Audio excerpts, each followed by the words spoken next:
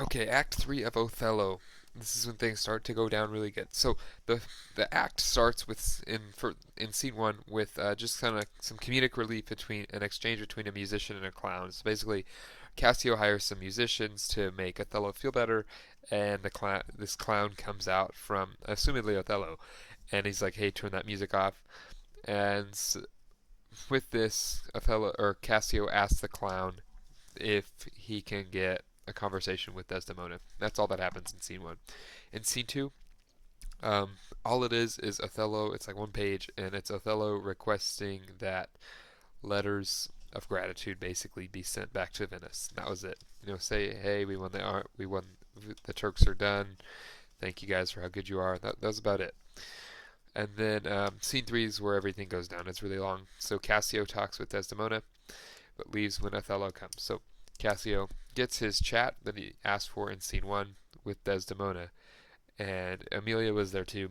Desdemona's like, "Hey Cassio, I'm gonna get your job back," and then Othello comes back from sending his letter, and Cassio's like, "Hey, I gotta go. I don't want to talk to Othello right now. I just don't think that's best." So he takes off. Othello comes back and is suspicious and asks Iago like, "Hey, isn't that Cassio?" And Iago's like, "I don't think so, man. I don't think so. I don't see someone." He's like, "Cassio wouldn't act like that." And so kind of Iago's being really tact here and building in a lot of doubt for Othello.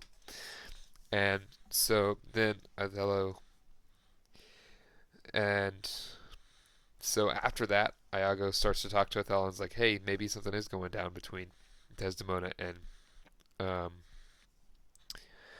Desdemona and Cassio. And then kind of comes in the handkerchief. So Iago or Othello starts monologuing like, hey, things aren't going well. I don't know if this marriage thing is cracked up how it's supposed to be. Um, Othello says he has a headache and has to leave for a meeting, and Desdemona tries to comfort him with her handkerchief, um, but Othello doesn't want the handkerchief, so Iago's wife is able to steal the handkerchief, and so Iago plans to use this handkerchief to plant in Cassio's room and say, hey, look, it's your wife who's been with them. So that's what happens here. It says Desdemona shows up. Othello leaves for meeting, tries to comfort Othello with handkerchief. Amelia, Iago's wife, takes the handkerchief. Iago plans to plant the handkerchief for Othello to find. So then Othello, the rest of the chapter, or the rest of that act, is filled with Iago and Othello chatting, and Othello's like, "Hey man, what do you think's going on?" Iago's like, "I don't know what I'm telling you. I don't want to tell you. I don't want to tell you." And Iago plays it really well and holds back and holds back and holds back until he's like, "Okay, dude, I'm doing this for you. I'm doing this for you. I'm doing this for you." So he really builds in Othello's mind that Iago is on his side. And Iago just feeds him fake lies of this relationship between Cassio and Desdemona. He's like, hey man, we don't have very much evidence, but if we found something circumstantial, I'm not saying this, but such as a handkerchief, and Cassio's been saying this in his dreams.